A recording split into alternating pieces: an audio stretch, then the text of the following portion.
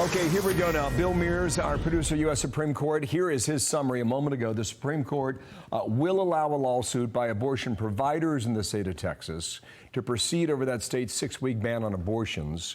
But the court will also allow the law to continue to be enforced while the case continues in litigation. So it's not been decided ultimately. It is a split ruling that does not deal with the constitutionality of the Texas law.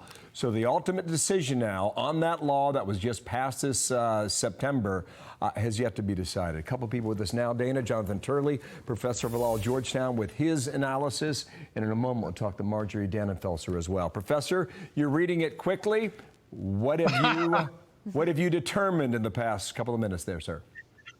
Well, it's a lengthy opinion. It's fractured. But the key takeaway is that the pro-choice litigants did not get what they wanted, including the Biden administration, in getting this law enjoined. And many of us felt that it was curious that they were trying to get the same justices to basically vote on the same issue just weeks after they turned down that type of injunction. Well, as some of us anticipated, they refused to do that. They said that this was improvidently granted, meaning that really this is not the relief that they're willing to give at this point.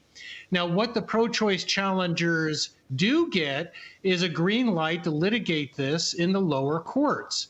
And so they can proceed to challenge this law. The court, broke a little china on both sides of the issue.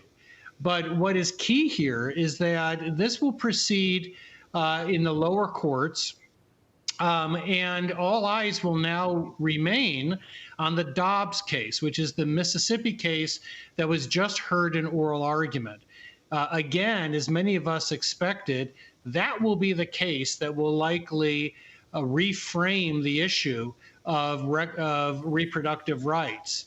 And so Texas goes back to Texas, but Mississippi obviously remains in the Supreme Court. I want to bring in Marjorie.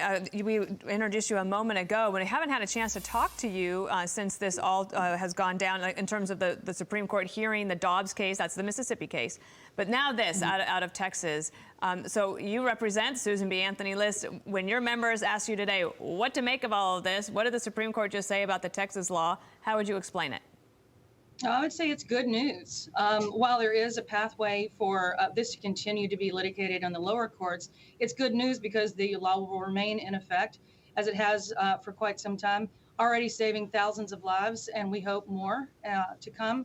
And it is certainly true that when all eyes remain on Dobbs, which will, we hope, make this a moot point. The reason that there is this curious enforcement mechanism is born of frustration out of years, decades of not having any pro-life protection enforced that had any degree of ambition in any state.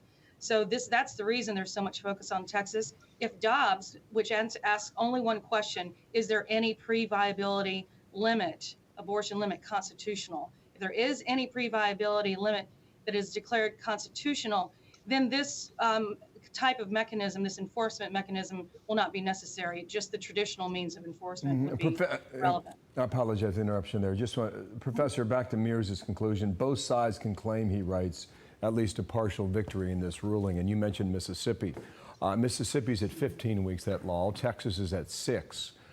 Professor, do you believe that absent the Mississippi judgment here, that it prevented the justices from ultimately ruling on the Texas law? Well, this was always a very tricky question because they were bringing this injunction against officials that really don't have an official role in the enforcement of the law. And the Supreme Court had an oral argument on this issue, whether they can enjoin. And some of the justices says, look, we enjoin people, not laws. You don't just come to us and name anybody that you can come up with. And so there was this really procedural question that was looming, and it clearly still carried the day with the majority of the justices. But I also think that these justices believe that they've got an abortion case. It's called Dobbs, and that's going to clarify a lot of these questions. And so they're going to put Texas back on this slow track, and they're going to resolve Dobbs. And the question for Dobbs is not simply whether Roe will be reversed. A lot of people feel that's probably unlikely, but whether the court is going to dramatically change and reduce the reach of Roe. And this goes to that pre-viability question. Mississippi set an earlier date of about 15 weeks. That's around the time you go back to some of the early laws that was called the quickening, when a woman could feel the first movements of a pregnancy. And the question is whether the court's going to latch on to that and say, you know what, we're going to do away with a lot of Roe and Casey. We're going to give states a lot more leeway, but we're still going to guarantee abortion as a constitutional right. It's just that we're going to be enhancing the authority of states to legislate. Marjorie, I wanted to ask you one other question, and then we'll get back to other news. As all of this is happening on the merits, right, the laws are being heard by the justices, there's this parallel conversation happening about the politics of it all, with Democrats and pro-choice people saying that there will be a huge revolution in America if Roe v. Wade is overturned or if this Texas bill is allowed to go into effect.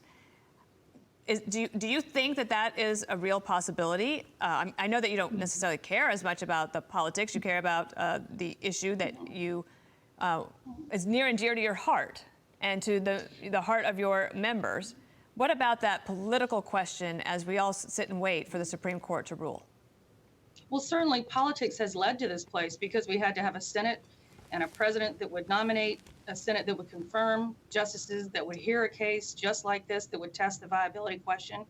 In my opinion, and the opinion of jurists that I speak with every day, that there's a high probability that Roe would be overturned because to say yes to the question, is any pre-viability limit constitutional, is to eviscerate Roe versus Wade because of the viability test, and to come up with some quickening or ancient other test is arbitrary, just as arbitrary as what's currently in Supreme Court parlance.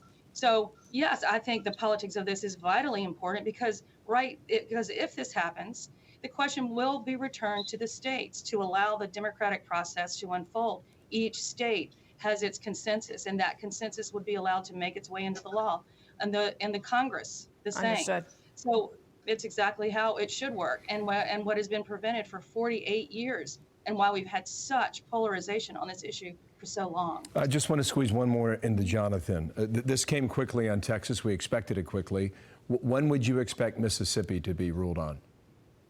Well, that's going to take a while. We're going to go into next year. I think that it's going to be likely a fractured decision, and that can delay it even further. So we're talking months. In the meantime, Texas can proceed, although one court obviously has already ruled that that law is unconstitutional. But the court is going back to a single track, and that track originates in Mississippi, not Texas. Right. Okay, thank you very much. Thank you for the quick turnaround and the hustle. We appreciate it. Thanks. Hi, everyone. I'm Brian Kilmeade. I want you to do me a favor. I want you to click to subscribe to the Fox News YouTube page. This is the only way that I know for sure that you're not going to miss any great commentary, any great news bites, any great interviews coming your way on Fox. You can get it all here on YouTube. So subscribe right now.